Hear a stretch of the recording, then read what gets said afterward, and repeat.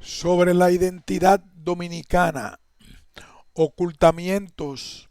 desvelos y conflictos. Un ensayo de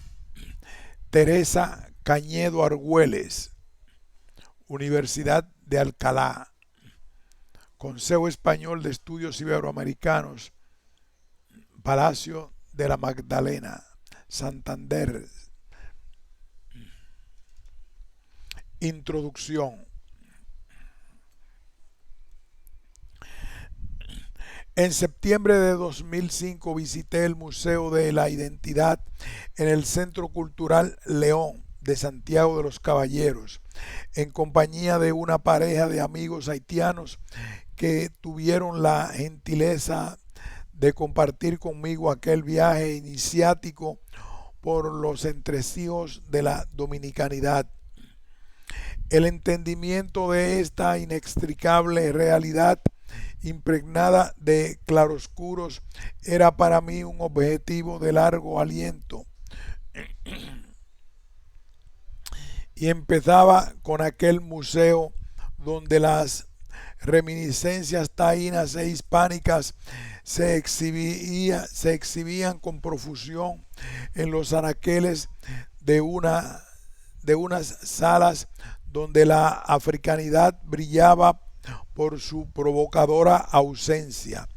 Fue al final del recorrido cuando reparamos de pronto en una pared blanca horadada por varias ventanitas rectangulares. Estaban iluminadas desde el interior y se elevaban a más de 1 metro sobre el suelo. Me empiné para tratar de curiosear en el interior y resulta que allí dentro, oculta tras la blanca pared, estaba África.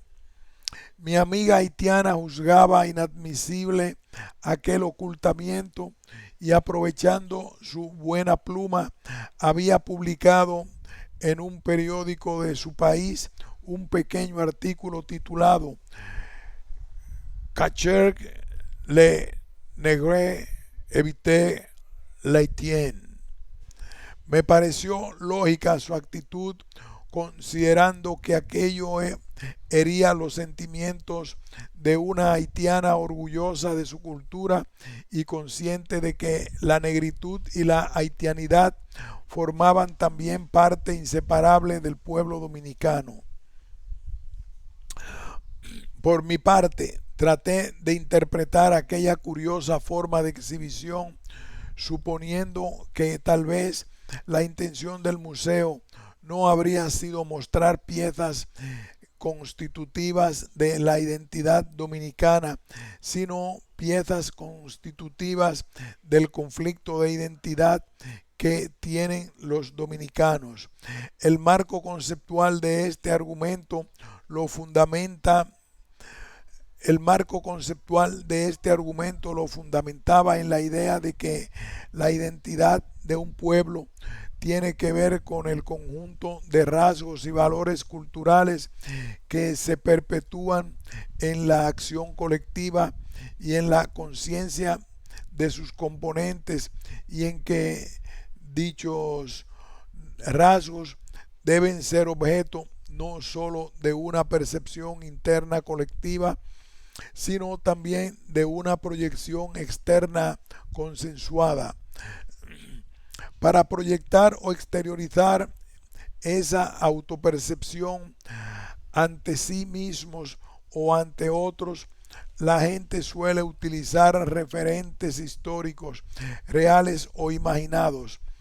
que se consideran depositarios o portadores de tales rasgos y valores. Es importante que sientan su esencia colectiva encarnada en tal o cual personaje, o bien que se identifiquen con tal o cual pueblo, al que todos otorguen un papel eugenético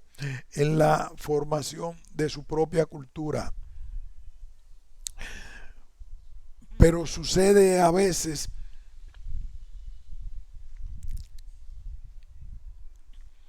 pero sucede a veces que dentro de un pueblo no hay consenso, ni sino discrepancia acerca de los rasgos y valores que constituyen la propia esencia cultural. En estos casos de fractura identitaria, los referentes se confrontan y el personaje o la cultura con la que el pueblo se define en realidad solo corresponde a una parte de él, a aquel sector más poderoso y más capaz de manejar el discurso identitario, supuestamente nacional. Los referentes con este se identifican los otros. Los referentes con que se identifican los otros grupos minoritarios quedan ocultos.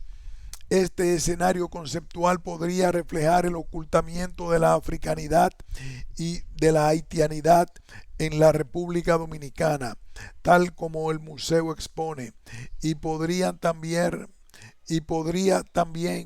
haber llevado a algunos autores a considerar que la identidad nacional no existe, que el dominicano difícilmente sabe quién es,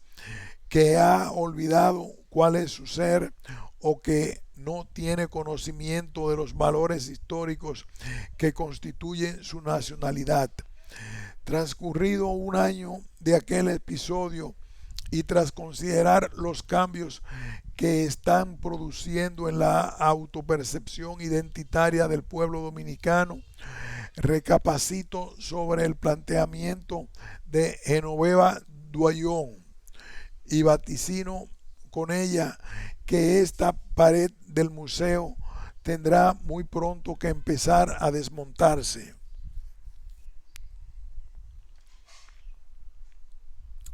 Examinemos el acontecer de este largo proceso de construcción de la identidad nacional en el que la africanidad ha sido relegada a un histórico ocultamiento por parte de las élites intelectuales o políticas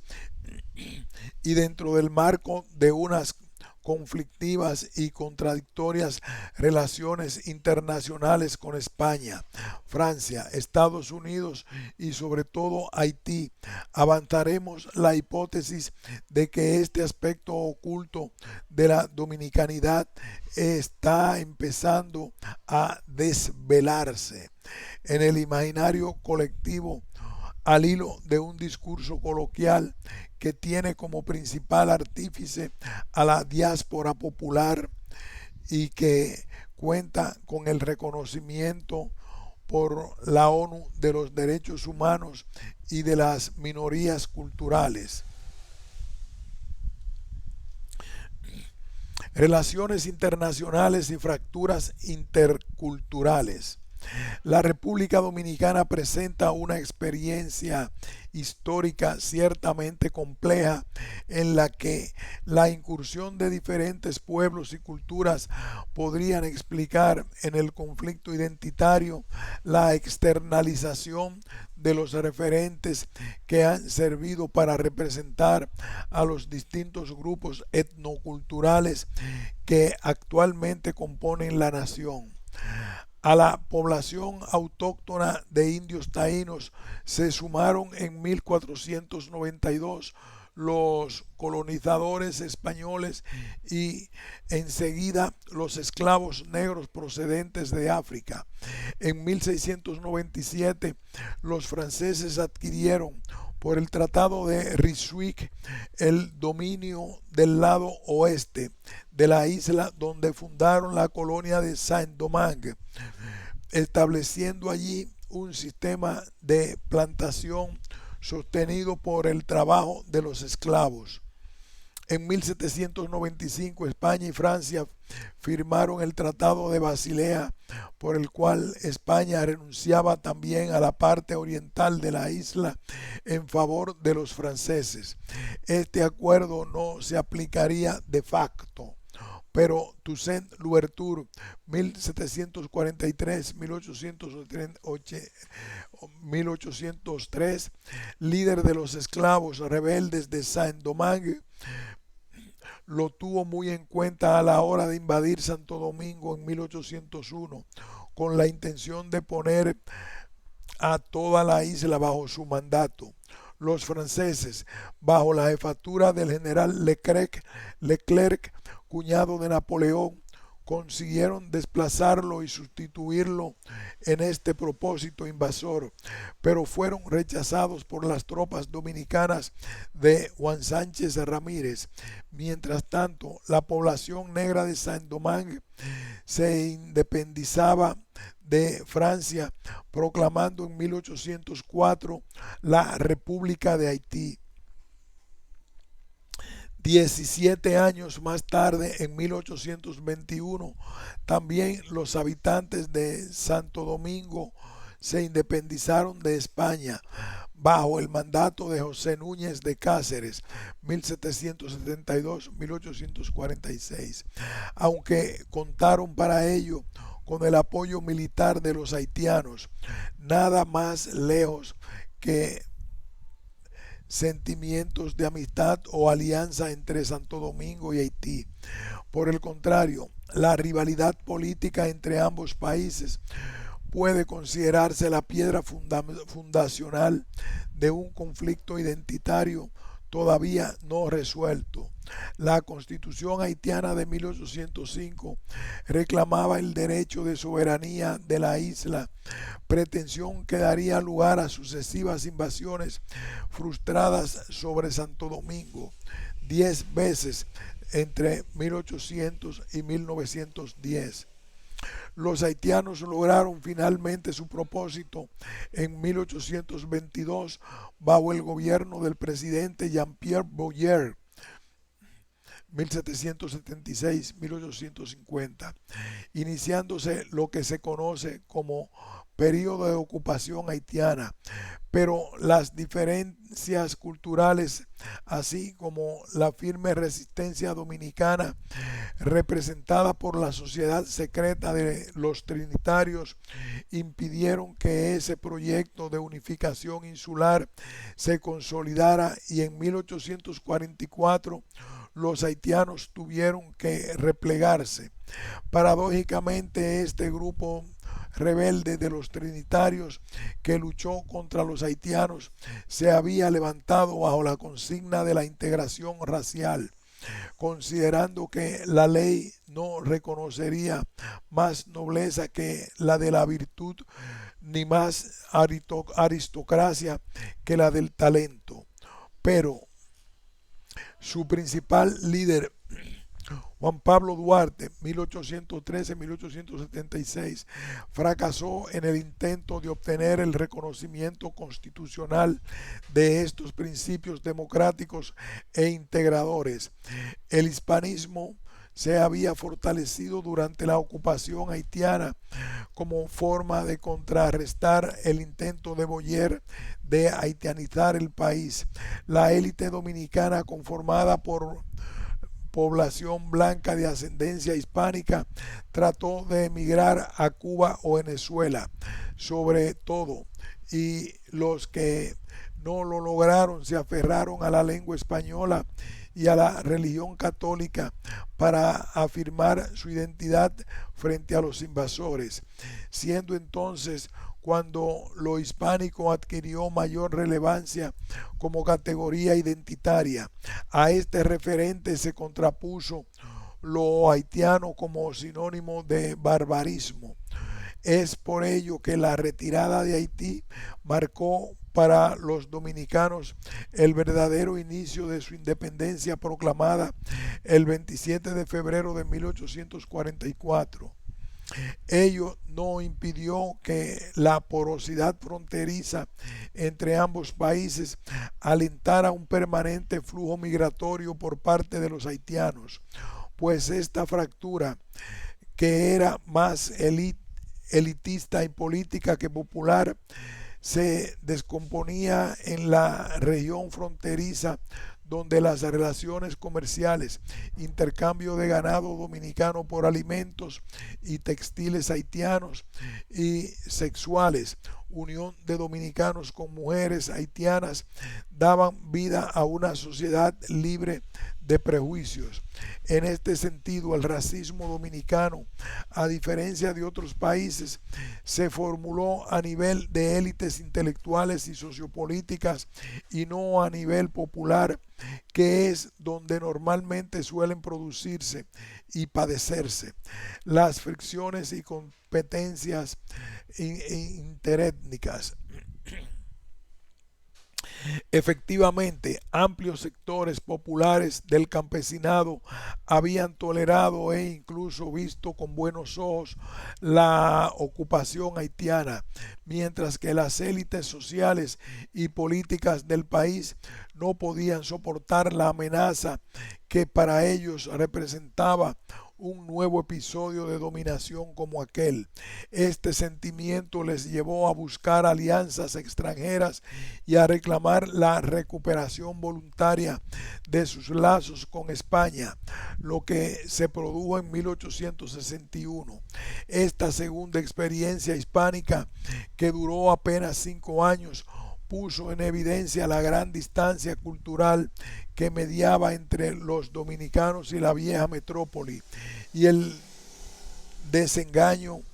que se apoderó de sus conciencias tras la Guerra de la Restauración en 1865 les abocó a formularse en negativo con un rotundo no a la españolidad.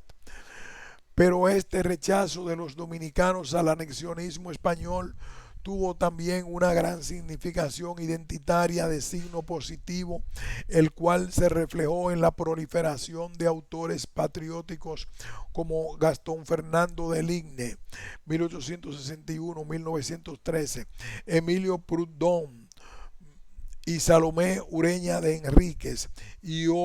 de otras obras indigenistas como El Enriquillo de Manuel de Jesús Galván o Las Fantasías Indígenas de José Joaquín Pérez. A estos mismos propósitos de construcción identitaria respondió el gusto por la poesía criolla que divulgaron el decimista Juan Antonio Alix y el improvisador de poesía popular Manuel Mónica. Mesomónica. El negativismo identitario se construyó también frente al pueblo norteamericano después que en 1871 el Senado de los Estados Unidos rechazara la solicitud de los gobernantes dominicanos de obtener su protectorado. Una buena parte del país se enfrentó a los propósitos anexionistas de Buenaventura Báez en la Guerra de los 6 años, librada bajo la consigna de no a la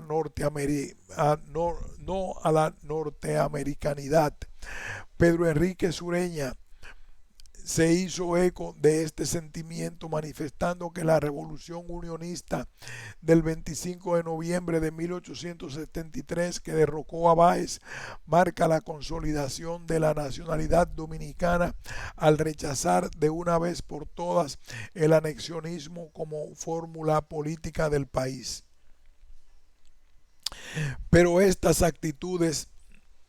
nacionalistas e identitarias no pudieron evitar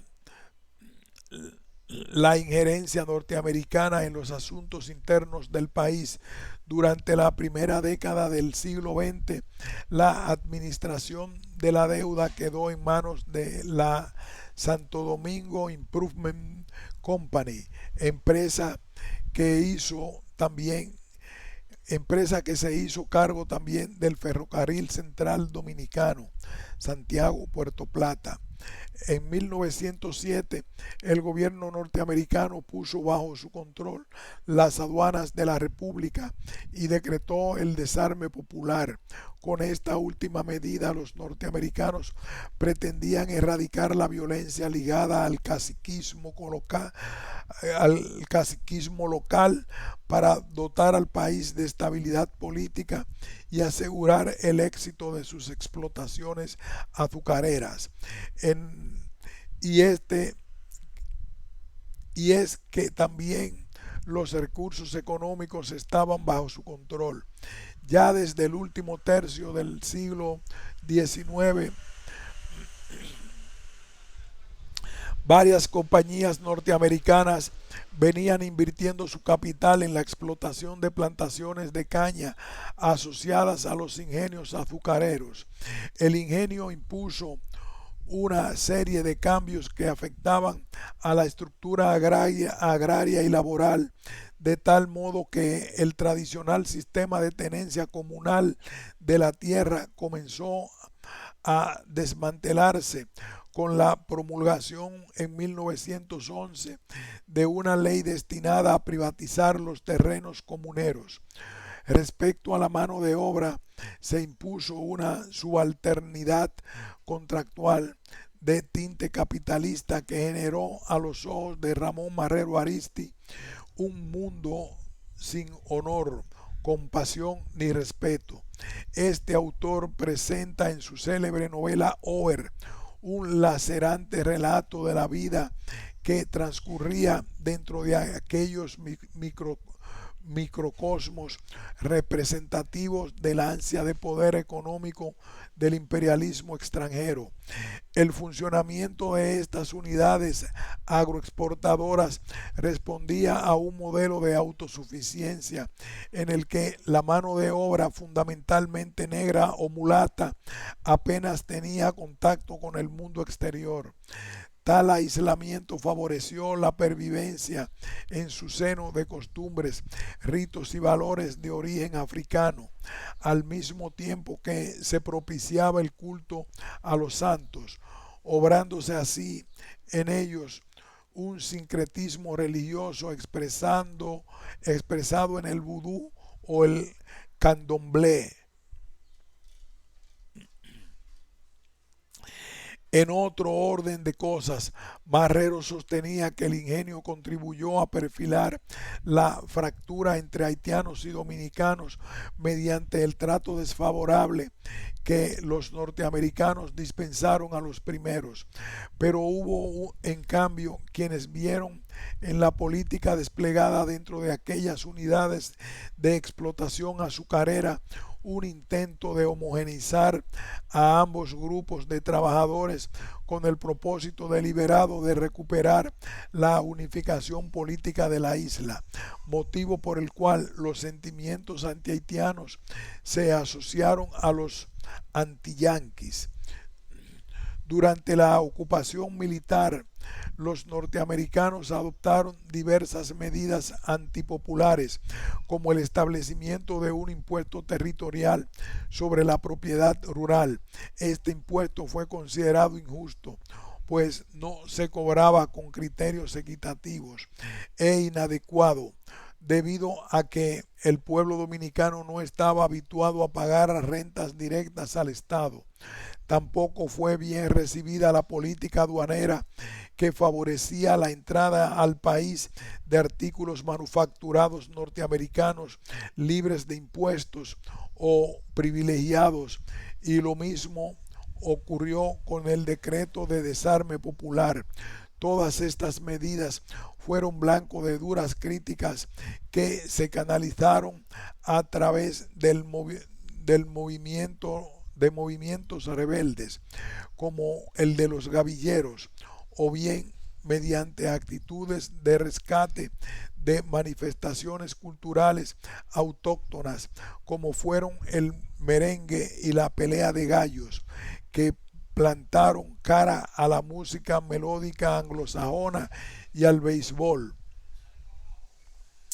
La ocupación norteamericana sacudió igualmente a la intelectualidad política del país, sobre todo al nacionalismo liberal. En la Cuarta Conferencia Panamericana, celebrada en Buenos Aires, Américo Lugo, 1870-1952,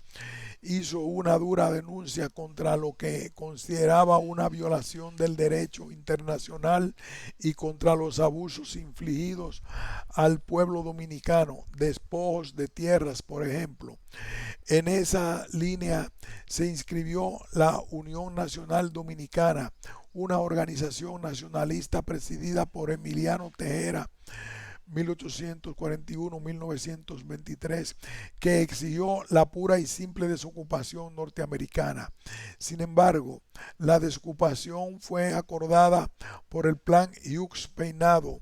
en términos muy favorables para los norteamericanos, lo que provocó en este sector intelectual un profundo desengaño acerca de sus expectativas de construcción de una auténtica soberanía nacional, llevando a muchos representantes de este signo a colaborar con Trujillo, 1891-1961. Rafael Leónidas Trujillo, que gobernó entre 1930 y 1961, también consideraba necesarios los cambios que la administración norteamericana introdujo para garantizar sus explotaciones agroexportadoras, pero en su caso las medidas modernizadoras se orientaron a poner bajo el férreo control de su régimen a la ruralía y a todos los demás sectores sociales del país en un intento de reconstruir e integrar a toda la nación bajo el signo racista y excluyente de la hispanidad.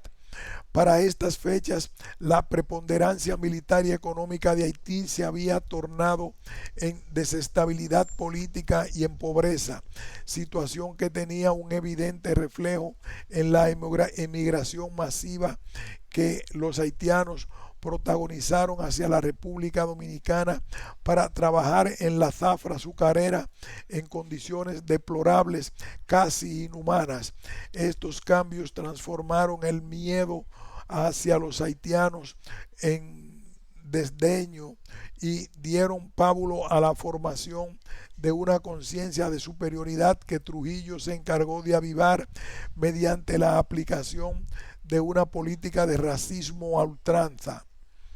A través de sus ideólogos conservadores y haciendo uso del viejo discurso colonial, Trujillo inculcó a los dominicanos, mulatos en su mayoría, la idea de que constituían una raza superior por su condición de hispanos, católicos y blancos. Para certificarlo, ordenó que en los censos de 1960 todos los que no eran evidentemente negros fueran empadronados como blancos. Su drástica ideología antihaitiana se convirtió en el eje de un perverso programa de exterminio que acabó en 1937 con la vida de miles de haitianos en la frontera, acusados de ladronear ganado y de acaparar el mercado de trabajo en la zafra azucarera. La invasión pacífica de la frontera noroeste por parte de los haitianos convirtió a esta región en punto de mira del racismo trujillista, percibiéndose la dominicanización de aquel territorio como una cuestión de honor nacional. Barrero Aristi, que recogió y glosó la frontera suroeste por encargo de Trujillo, la describía como un espacio pobre, desolado, apartado e infectado de creencias supersticiosas. El sol quema como una llama, el aire es seco y cortante, la tierra arisca y la vegetación bravía. El dominicano de aquella región sostenía escaso comercio con nosotros y en cambio se abastecía totalmente de Haití sin tomar en cuenta nuestras instituciones y sin someterse a lo dispuesto por nuestra legislación y dando absolutamente la espalda a nuestra cultura. Se iba destiñendo cada vez más mientras absorbía las supersticiones y adaptaba las costumbres del vecino. Cuando el campesinado tomaba el ron haitiano Clerén en los ranchos donde estaban sus mujeres negras o sus asociados haitianos, no se llamaba ya el vale calendario, sino compé candé, y cuando muriese no quedaría allí su herencia de dominicano, sino un nuevo trozo de Haití con sus ensoñaciones y sus creencias, con su ron y su vudú. Estas condiciones de marginalidad y aislamiento llevaron a Trujillo a desplegar en aquella zona fronteriza del país una política colonizadora mediante el reparto de tierras a campesinos procedentes de otras regiones. Se intentaba así aumentar la producción exportadora y también apartar a la ruralía de las revoluciones y la vagancia. Se percibía esta política en última instancia como una eficaz manera de anclar el campesinado a la tierra para favorecer su ingreso en la ciudadanía y para fomentar su espíritu patriótico. Tierra y patria se equipararon, ya que a juicio de Trujillo, uno de los medios de hacer al ciudadano más patriota es ligarlo lo más estrechamente a la tierra de su patria. Estos repartos de tierra no fueron gratuitos. El Estado se los cobró ejerciendo sobre los campesinos un tutelaje paternalista que incluía el reclamo de la fuerza laboral obligatoria y gratuita para trabajar en la construcción de caminos, carreteras y canales de riego. Este sistema, conocido como con el nombre de Corvé, era parecido a la institución incaica de la Mita, pero en la República Dominicana fue sentido como un mecanismo de explotación porque carecía en este país de la tradición milenaria que en cambio sí tenía en los Andes. La injerencia del Estado en la vida campesina trascendió los límites de la producción laboral, ya que a través de la cartilla cívica se impusieron pautas de comportamiento que fracturaban la solidaridad comunal e incluso familiar, al orientar los comportamientos sociales hacia la sumisión, el respeto y la obediencia a la figura paterna como representante del Estado. Estos mismos propósitos paternalistas inspiraron a Trujillo la derogación del impuesto territorial establecida por los norteamericanos como una forma de restituir la ofensa moral sufrida durante la ocupación. Su demagogia política le llevó a defender a los trabajadores de los ingenios utilizando sus quejas y denuncias sobre la insuficiencia de los sueldos que percibían, sobre las manipulaciones comerciales que regían en esos recintos mediante la imposición de fichas y vales y sobre la práctica fraudulenta del sistema over, aumento de los precios y falseo del peso. El asesinato de Trujillo en 1961 y la caída de su régimen generaron en el país un cuestionamiento de las bases hispanistas y racistas en las que se habían fundamentado el nacionalismo identitario del trujillismo. Este proceso se inició sobre todo a raíz de la emigración masiva que los sectores populares comenzaron a protagonizar entonces hacia los Estados Unidos y luego hacia España. Fracturas etnosociales y percepciones de la identidad. A estas complejas relaciones internacionales con la superposición de razas y culturas y con los conflictos de intereses que conllevaban, se añadía un no menos complejo panorama social que vendría a intensificar el dilema del nacionalismo dominicano. En la historia temprana del país podemos admitir con Juan Isidro Jiménez Grullón, 1903-1983, la presencia de tres grupos socioeconómicos muy separados entre sí debido a sus connotaciones raciales. La burguesía terrateniente e identificada con la más pura raíz hispánica, la clase media de pequeños agricultores asociada a una heterogeneidad racial y los esclavos identificados como negros. Durante el, el 19 no puede decirse que hubiera entre estos grupos una separación tajante, ya que la burguesía terrateniente asociada a las élites políticas regionales necesitaba del pequeño campesinado local para asegurarse la fuerza de trabajo y la convocatoria política. De hecho, la estrecha relación patrón-cliente que se estableció entre ambos grupos actuó en detrimento de la lealtad de la ruralía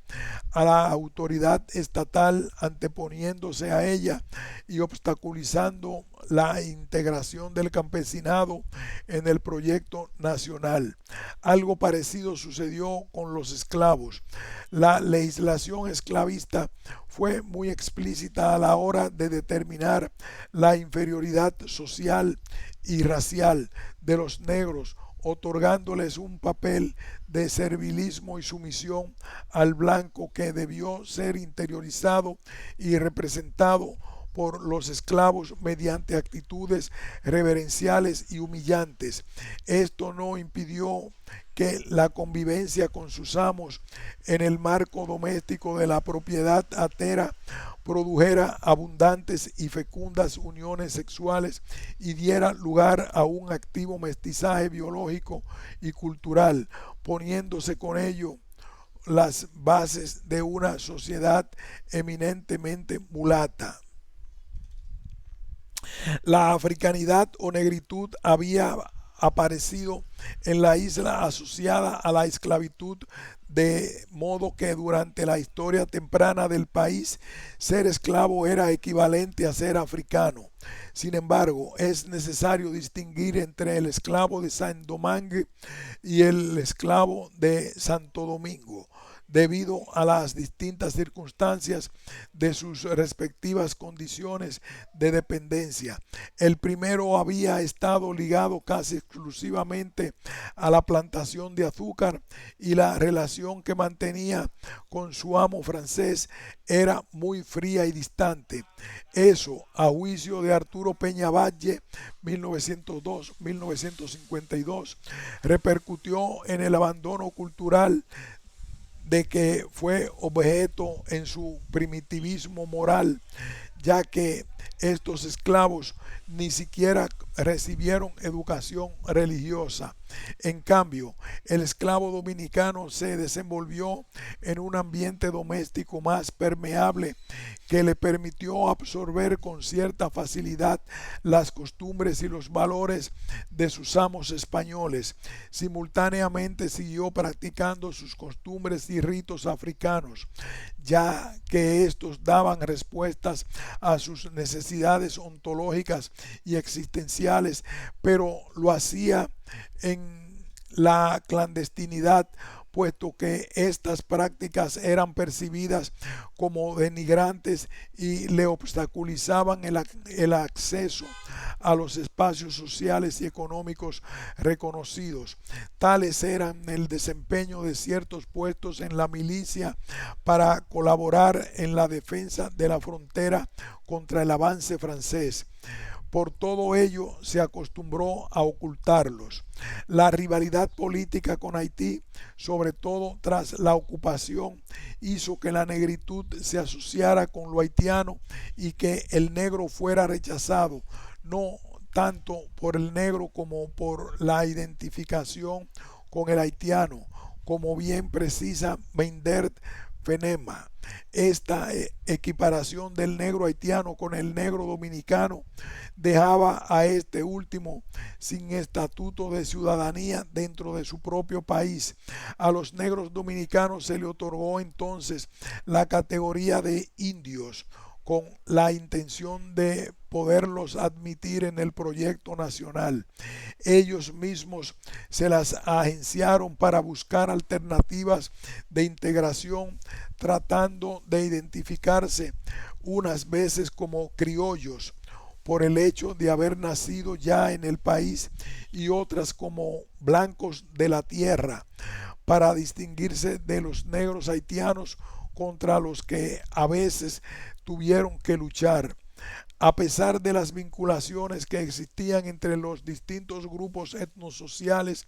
las marcadas diferencias somáticas reales o representadas los distanciaba. También los intereses económicos contribuían a diferenciarlos. Incluso dentro de cada grupo había discrepancias que se convertían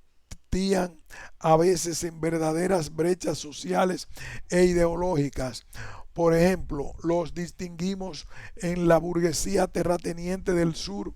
a,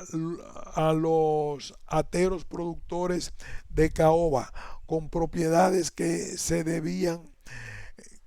habían originado durante el dominio colonial y que no dudaron en apoyar la anexión a España en 1861. Se alineaban en el Partido Rojo Conservador de los generales Buenaventura Báez 1810-1884 y Pedro Santana, y se decantaban por la negociación con los Estados Unidos. Por el contrario, los terratenientes del Cibao en el norte habían prosperado tras el dominio colonial gracias al tabaco y a la apertura del comercio con Europa. Estos se acogieron al Partido Azul Liberal del general Gregorio Luperón, con la ideología antiespañola y proclive a la igualdad racial. Tampoco la clase media criolla era homogénea. Su diversificación se produjo sobre todo a raíz de la abolición de la esclavitud y de la desamortización de las tierras,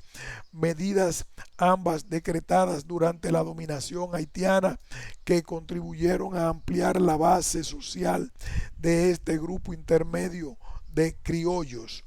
En él se inscribieron diferentes clases de campesinos, peones y artesanos, asociados todos ellos al conuco,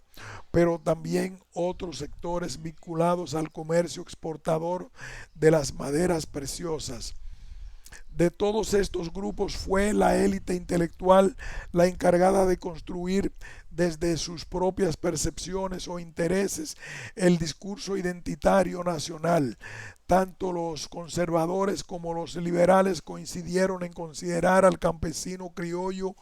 como el depositario de los rasgos esenciales de la dominicanidad. Pedro Francisco Bonó Mejía, 1828-1906, uno de los principales exponentes de la racionalidad popular campesina, llegó a otorgar a las clases trabajadoras el papel de salvadoras de la nación. Hubo quienes las ensalzaron considerando que se trataba de personas francas, sencillas, sinceras, nobles, sacrificadas, leales y alejadas de la corrupción.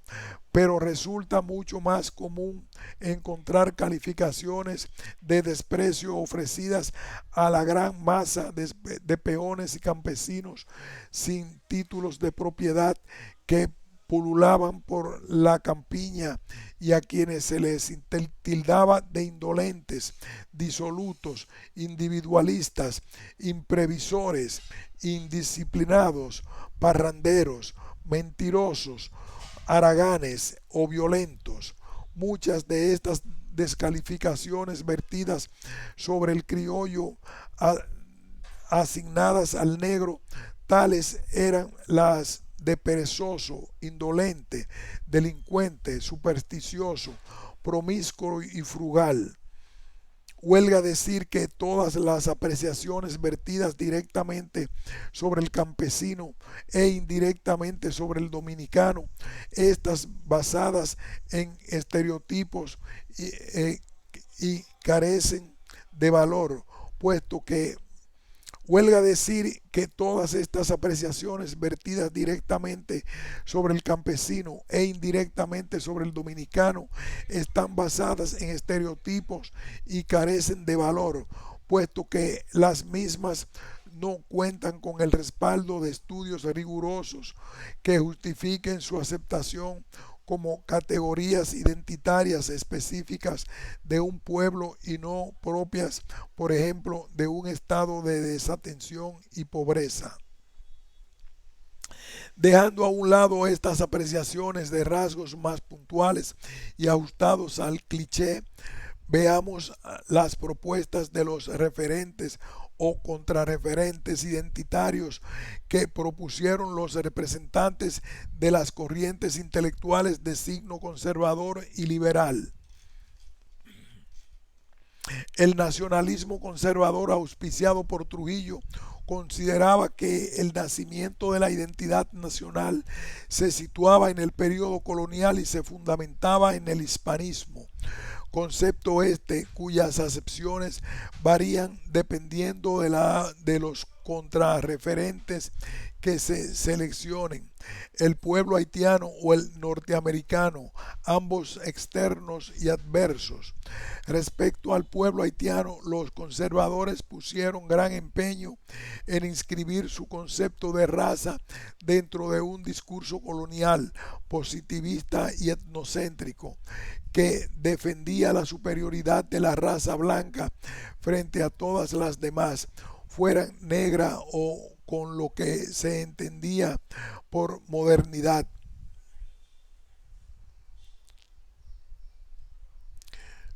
Respecto al pueblo haitiano, los conservadores pusieron gran empeño en inscribir su concepto de raza dentro de un discurso colonial, positivista y etnocéntrico que defendía la superioridad de la raza blanca frente a todas las demás, fueran negra o indígena, por cuanto dichas otras razas eran incompatibles con la civilización europea y con lo que se entendía por modernidad. Ello explica que a mediados del siglo XVIII cualquier habitante de la isla tratara de autodefinirse como español, refiriéndose a su origen y también al papel fundamental de la española en la hispanización de América, ya que se consideraba a sus pobladores los más fieles vasallos que tuvo su majestad. Dentro de este contexto, el hispanismo reivindicaba la blancura caucásica y la religión católica, cuyos supuestos referenciales estaban en la negrura etíope y en las pseudo religiones de procedencia africana asociadas a los rituales vudú que se practicaban en Haití. Para estos ideólogos conservadores, la inferioridad racial en el caso del negro haitiano estaba asociada a defectos culturales,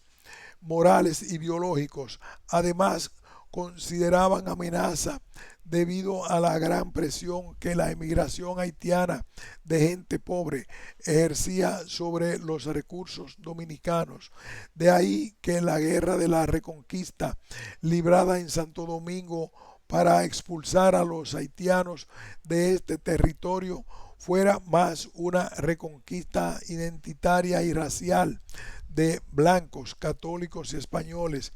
que meramente política. La gran importancia que esta victoria identitaria tuvo para los dominicanos explica que dicha efemérides, 27 de febrero de 1844, se utilice hoy día para simbolizar la fiesta nacional dominicana, en cuanto a que en ella el país logró su independencia de Haití y no la de España conseguida en 1821. Este rechazo de la negritud y la consiguiente discriminación racial asociada a este grupo, si bien estaba inicialmente dirigida a los negros haitianos del lado occidental de la isla, afectaba a los negros en general, incluidos los esclavos y luego libertos, que vivían en Santo Domingo. Por eso el discurso conservador sobre la superación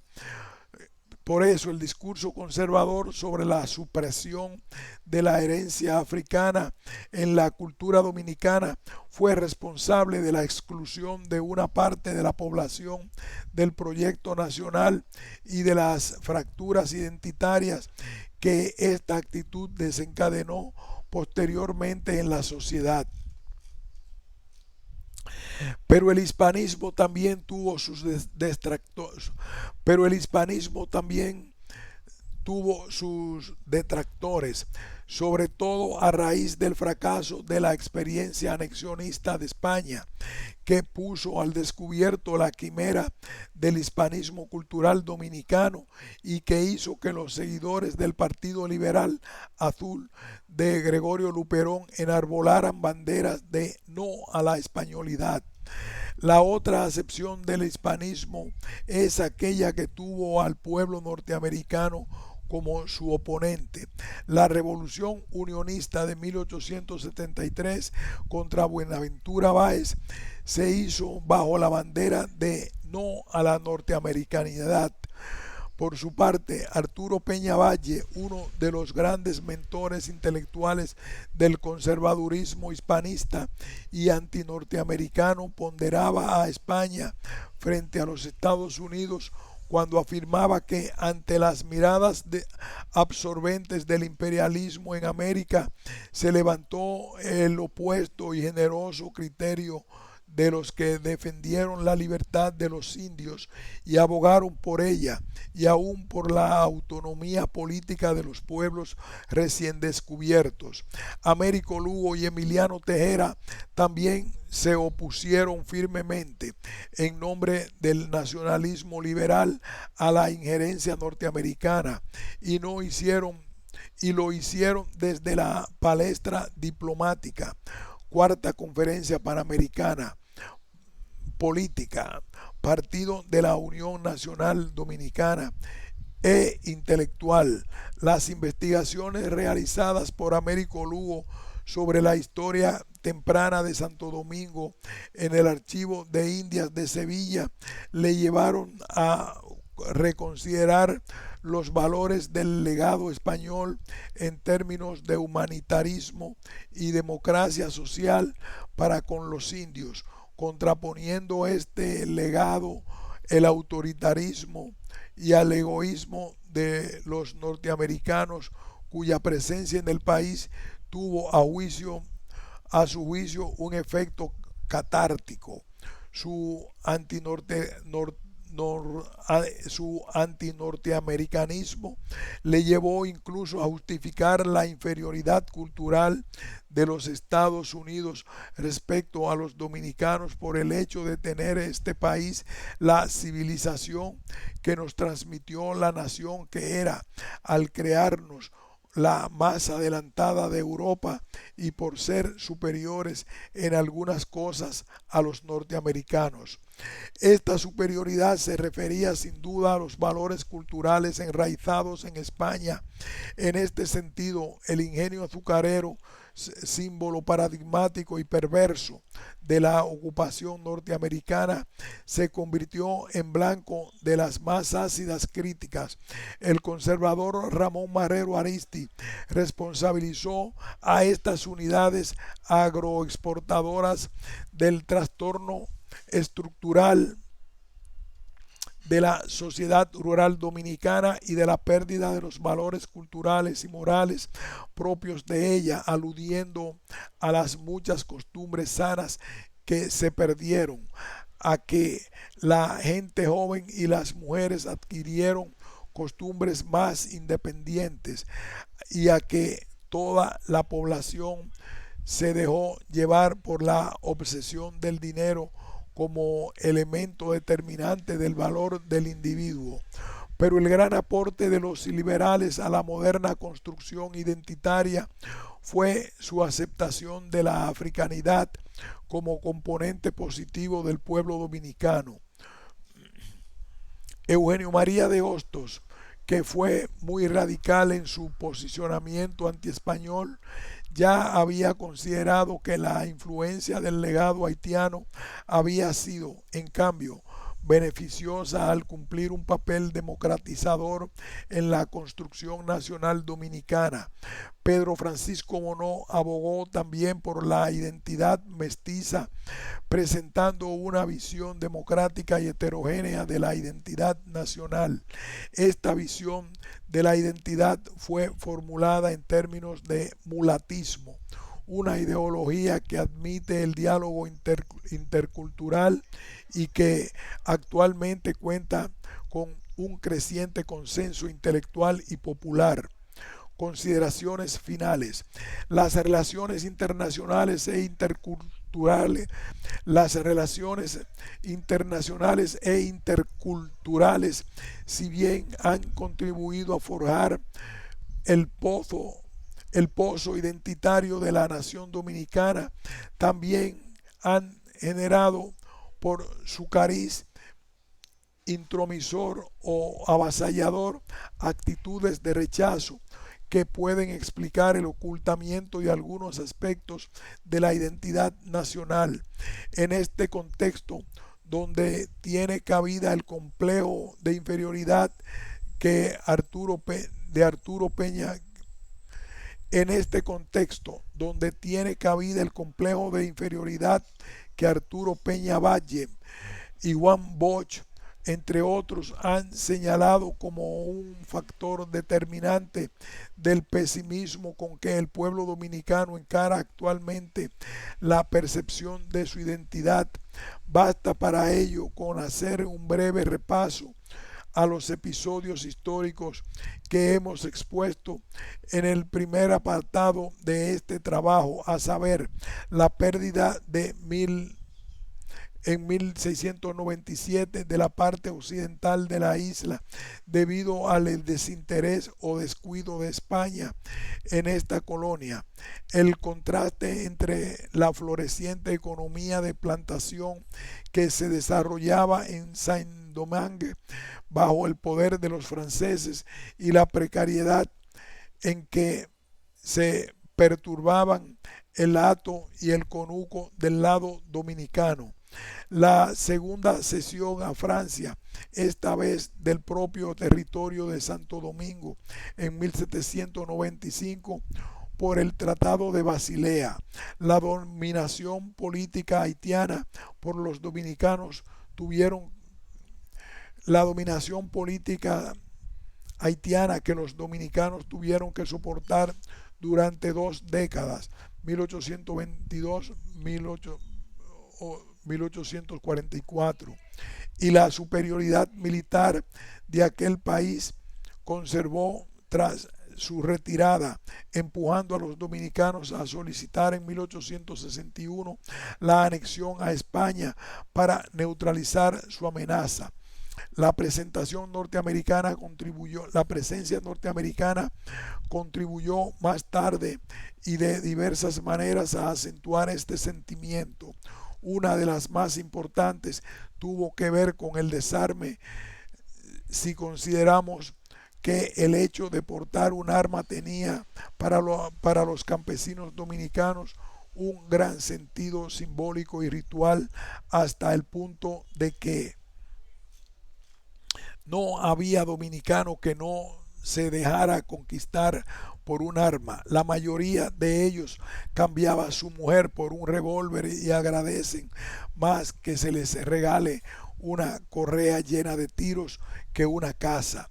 Ello explica que el rito de iniciación de un adolescente a la madurez sexual implicara la adquisición de un revólver y que coincidiera con la costumbre de bajarle los pantalones al muchacho e incorporarlo al mundo de los hombres adultos. En ese contexto, no es de extrañar que el desarme popular decretado por los norteamericanos durante su ocupación significara para el pueblo dominicano algo parecido a una castración. La complejidad de estas relaciones internacionales e interculturales explican asimismo el hecho de que para la construcción identitaria de la nación se hayan utilizado tales pueblos o culturas invasoras como referentes favorables o bien adversos según las posiciones o intereses de sus teorizantes. Dentro de este selecto círculo empiezan ya a irrumpir voces populares y opiniones públicas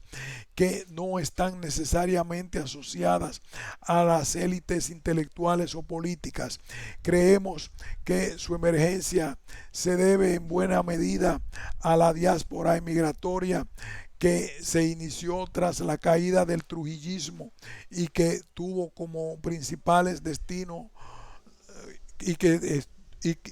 que se inició tras la caída del trujillismo y que tuvo como principales destinos Estados Unidos y luego España.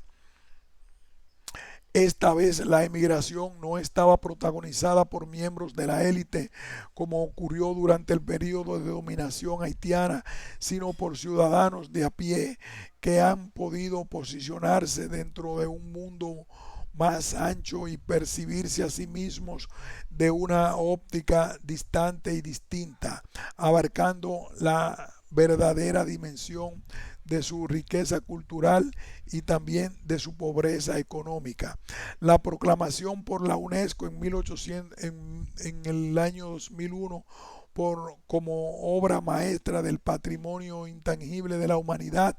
a la Cofradía de los Congos de Villamella acerca de la ciudad de Santo Domingo ha contribuido a considerar el hecho diferencial asociado a la negritud